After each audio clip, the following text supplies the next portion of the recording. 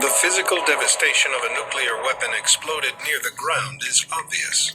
What is not so obvious is the far-reaching destruction of a nuclear weapon detonated at high altitude.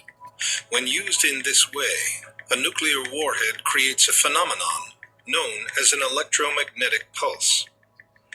I'm standing on the beach in Santa Monica, California, 3,000 miles away from Ground Zero in New York City. But if a nuclear weapon were detonated high over the center of the United States, instead of over the city, standing here on the beach, I might be a casualty too. That's because of something called EMP, or electromagnetic pulse, a giant flush of electrons and ionized particles that's pushed out by a nuclear explosion. It could incapacitate every electrical system in the United States. Life in America might never be the same again. EMP, electromagnetic pulse, is an intense pulse of electromagnetic energy that's produced by a nuclear weapon when it's detonated above the Earth's atmosphere. If someone exploded a high-altitude nuclear weapon over the United States, the electromagnetic pulse would affect all the electronics within line of sight of that burst.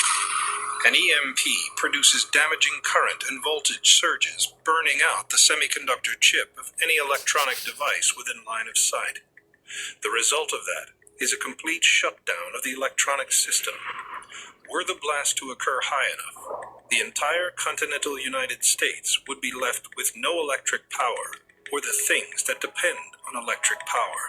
Medical services wouldn't be available because they need electric power. Telephones wouldn't work. The traffic lights would stop working. Big traffic jam. Transportation would be shut down. Electronic funds transfer wouldn't work, so you wouldn't get your paycheck. You wouldn't be able to use your credit card. Food stocks would run out very quickly. Everything we know about life today that makes it convenient and efficient would be shut down. The day after an EMP attack, the configuration of the country would be more like that around 1800.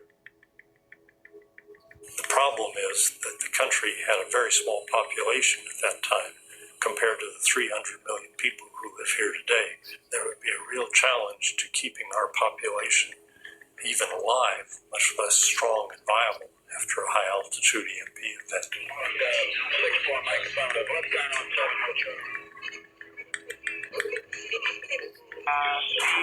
Very good. Just clear through.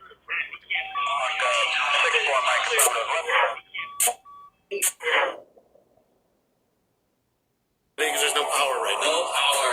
Nothing in here works. There's no AC. Toilet doesn't work. What are we supposed to do? Where's everybody? We're stuck. We gotta get some water. Daddy, when are you coming to pick us up?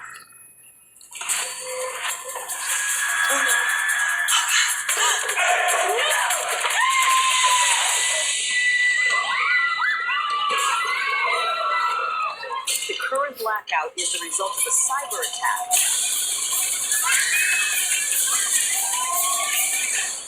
Why is nobody helping us? I'd say shalom, giving all praises to Yahweh Shemel Shah. Also give a dua honor to the elders of GMS and honor to the Akim, and peace and blessings to you brothers and sisters that listen to Hopeful Elect, call Allah Yahweh Al Shah. And we see what happened a couple of days ago in New York City. There was a short power outage. Ironically, it was 42 years after they had a power outage in 1977, a blackout, which there were other blackouts also in 2003, but 1977 is the most memorial one because the city at that time had an economic downturn, right? So it was a lot of criminal acts, a lot of looting, a lot of arson, flyers,